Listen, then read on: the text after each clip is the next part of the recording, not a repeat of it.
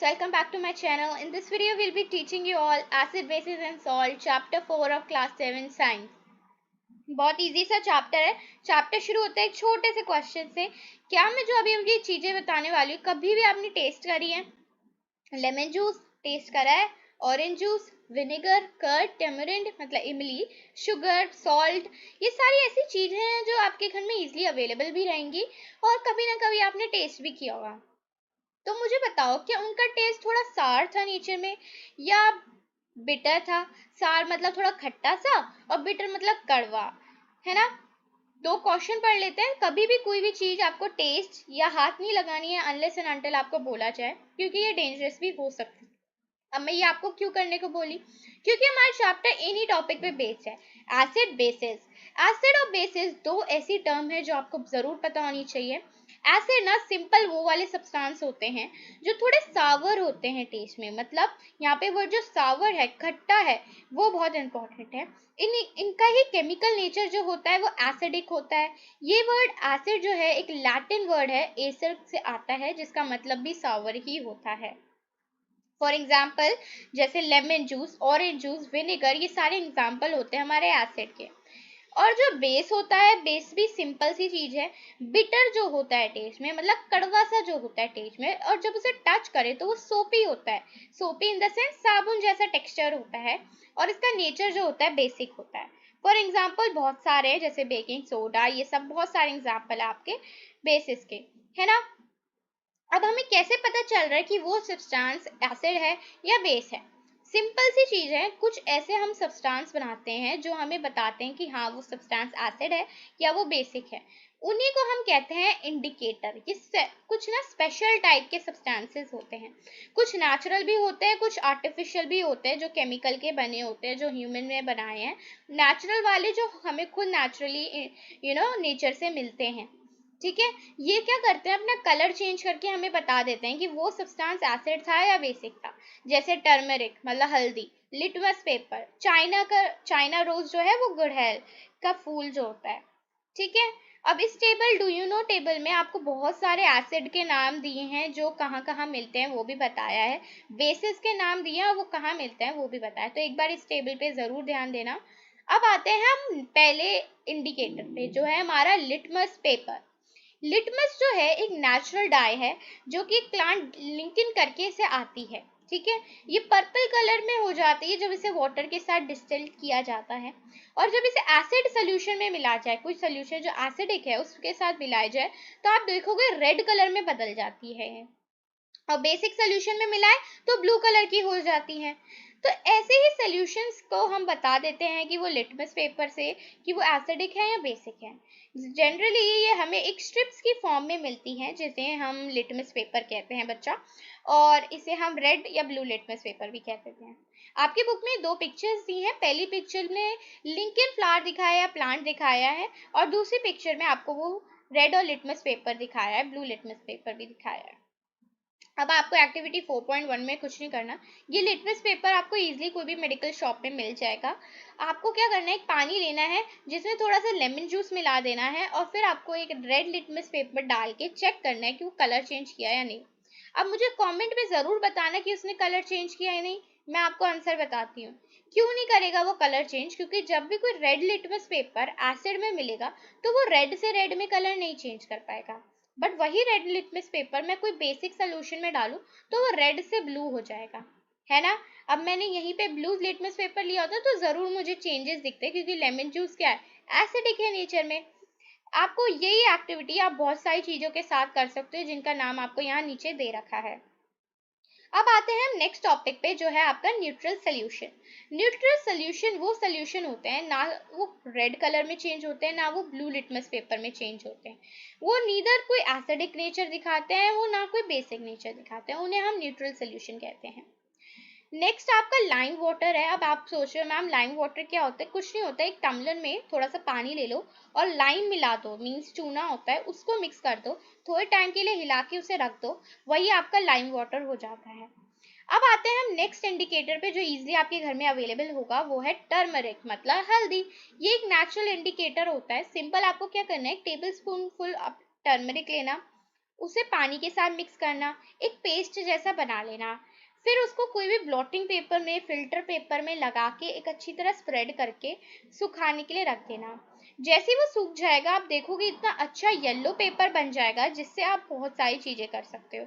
उसे soap solution में मिलाओगे ना, आप देखोगे कुछ चेंजेस भी दिखेंगे।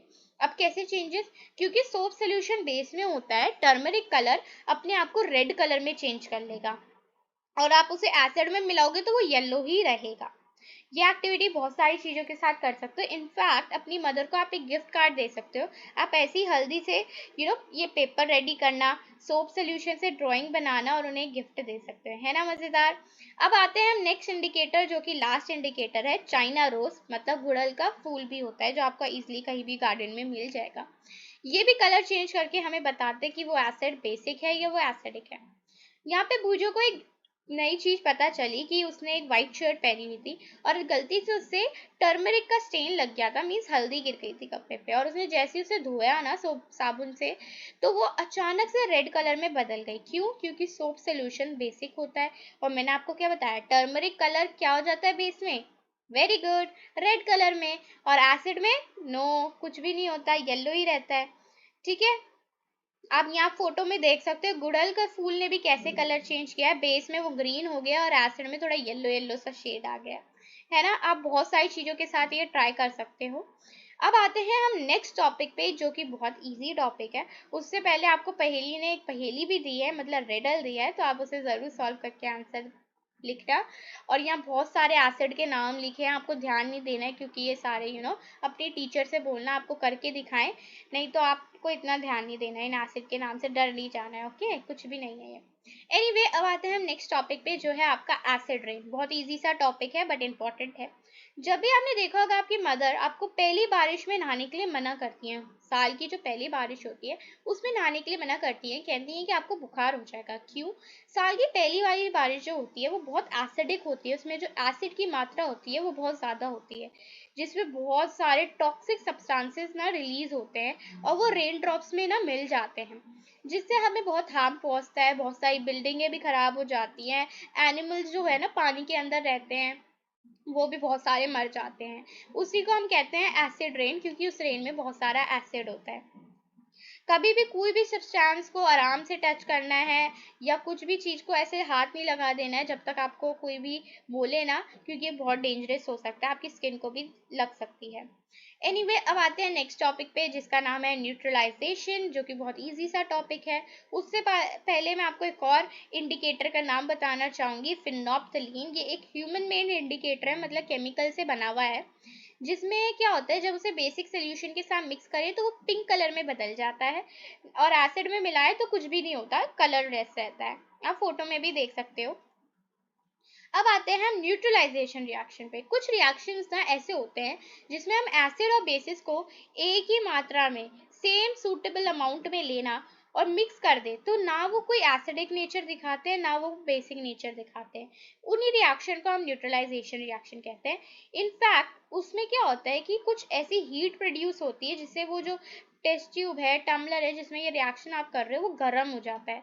इसका मतलब जब हमने एसिड और बेसिस को मिलाया तो हमें एक नमक बन गया, मतलब सॉल्ट बन गया, एक ऐसा सब्सटेंस जो कि एसिडिक भी हो सकता है, बेसिक भी हो सकता है और न्यूट्रल भी रह सकते हैं। न्यूट्रल मतलब एसिड बेसिस दोनों भी हो सकता है, मतलब उसकी कोई श्योरिटी नहीं है।